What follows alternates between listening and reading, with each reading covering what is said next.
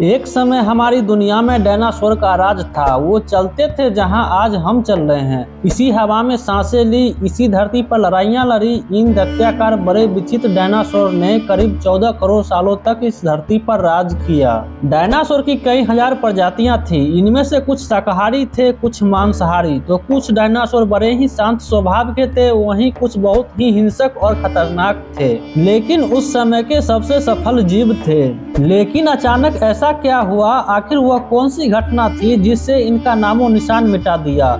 इसे जानने के लिए हमें करोड़ों साल पीछे जाना होगा और डायनासोर की उस अंतिम दिन को करीब से देखना होगा। तो आइए चलते हैं आज से 65 मिलियन साल यानी 6 करोड़ 50 लाख साल पीछे। आज से करीब 6.5 करोड़ साल पहले धरती का मौसम सामान्य था। चारों ओर सूरज की रोशनी बिखरी हुई थी। लंबे लंबे पैरों से टकराती समुद्र की ठंडी हवाएं और चारों तरफ डायनासोर के चिल्लाने और चिंघाड़ने की आवाजें। जब ये सारे डायनासोर की प्रजाति बड़े ही आराम से धरती पर अपना जीवन व्यतीत करती थी, तब 10 करोड़ साल पहले ही इसकी किस्मत लिखी जा चुकी थी। 10 करोड़ साल पहले एक छोटा एस्टेरॉयड का टुकड़ा जो सुदूर अंतरिक्ष से आ रहा था, वह पृथ्वी से लगभग 20 करोड़ मील दूर मंगल और बृहस्पति के बीच बने शुद्र ग्रह के बेल्ट में घूम रहे एक बड़े एस्टेरॉयड से जा टकराता है। इस टकराव से बड़े एस्टेरॉयड की दिशा बदल जाती है और वह शुद्र ग्रह बेल्ट से निकलकर सीधे पृथ्वी की ओर 22,000 मील प्रति घंटे की रफ्तार से बढ़ने लगता है। जब यह एस्टेरॉयड पृथ्वी से 3,84,000 किलोमीटर की दूरी पर था, तब पृथ्वी से शायद डायनासोर का अंत न होता यदि यह एस्टेरॉयड धरती के उपग्रह चंद्र से टकरा जाता। लेकिन नियति को कुछ और ही मंजूर था, इसलिए बड़ा एस्टेरॉयड चांद के बहुत नजदीक से गुजर गया। 40 किलोमीटर के व्यास वाले 2 ट्रिलियन मीट्रिक टन का ये एस्टेरॉयड प्रत्येक सेकंड के साथ धरती के करीब बढ़ता जा रहा था। ये एस्टेरॉयड जब पृथ्वी के वातावरण के संपर्क में आया तो इसकी रफ्तार एकाएक 70,000 किलोमीटर प्रति घंटा हो गई। पृथ्वी के वायुमंडल में घुसते ही घर्षण की वजह से यह एक भयानक आग के गोले में बदल गया। ये इतनी रफ्तार से धरती की ओर बढ़ रहा था कि सिर्फ 4 मिनट में इसने अटलांटिक ओशियन को पार कर लिया। इसकी चमक इतनी अधिक थी कि धरती पर टकराने से पहले ही हजारों जीव आग के इस गोले को देखकर पूरी तरह अंधे हो चुके थे। ये जीव उस उल्का को देख नहीं पा रहे थे, लेकिन वह उसकी भयानक गर्मी को महसूस कर रहे थे। कुछ ही क्षण में ये एस्टेरॉयड मेक्सिको की खाड़ी के पास जमीन से जा टकराता है और लगभग 35,000 डिग्री सेल्सियस की ऊर्जा वाला एक भयंकर विस्फोट होता है। इस टकराव का विस्फोट लगभग 10 हाइड्रोजन बम के विस्फोट के बराबर था। ये विस्फोट इतना शक्तिशाली था कि इसके टकराते ही धरती की लाखों टन धातु अंतरिक्ष में चली गई। टकराव वाली जगह पर 180 किलोमीटर चौड़ा और 20 किलोमीटर गहरा गड्ढा बन गया। विस्फोट के कारण इस गड्ढे का सारा मेटल और पत्थर आसमान में धूल के बड़े बादल में बदल गए। 16 मिनट 40 सेकंड के बाद जमीन की टकराव की वजह से धरती के अंदर चारों ओर 11.1 तीव्रता की भूकंपीय तरंगें उठने लगी।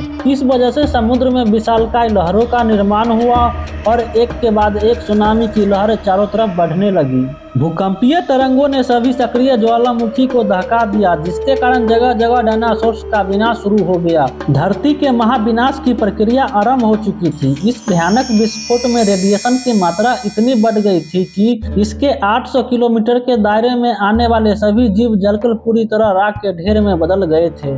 इस महाविनाश में उड़ने वाले डायनासोर जमीनी खतरों से तो बच निकले थे, लेकिन ये तो महाप्रलय की शुरुआत मात्र थी। विस्फोट की वजह से लाखों टन मेटल, पत्थर और धूल अंतरिक्ष में गया था। वह ग्रेविटेशनल बल के कारण ठीक 40 मिनट बाद आग के गोले के रूप में पूरी धरती पर बरसने लगा। साथ ही साथ धूल का बड़ा तूफान 6000 किलोमीटर की रफ्तार से पृथ्वी के दूसरी तरफ से मौत लेकर आ रहा था।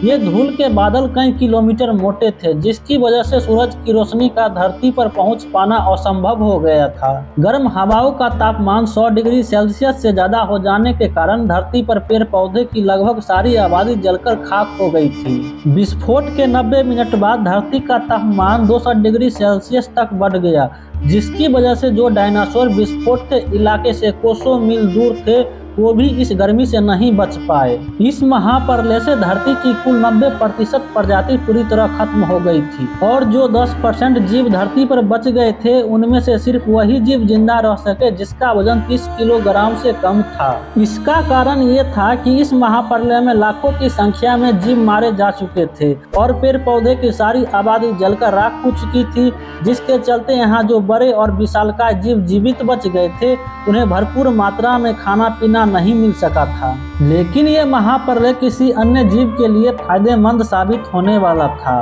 धरती पर डायनासोर का अंत एक छोटी प्रजाति के लिए सुनहरा अवसर लेकर आया और वह प्रजाति थी मैमल्स की। मैमल्स क्या थे, कैसे बच गए महाप्रलय से, डायनासोर के अंत के बाद इंसान कैसे और कहां से आया, ये जानेंगे हम अगले एपिसोड में। यदि आप चाहते हैं कि हम अगला वीडियो जल्द से जल्द बनाएं, इस वीडियो पर 1000 लाइक जरूर दीजिए और हमारे चैनल को सब्सक्राइब करके हमारा सपोर्ट जरूर करें। यदि आप नए हैं तो इस चैनल पर हमारे बाकी वीडियो को भी जरूर विजिट करें, साथ ही सब्सक्राइब करके नोटिफिकेशन बेल आइकन को भी जरूर दबाएं और फेसबुक पे देख रहे हैं तो फॉलो करना ना भूलें। मिलते हैं नेक्स्ट एपिसोड में।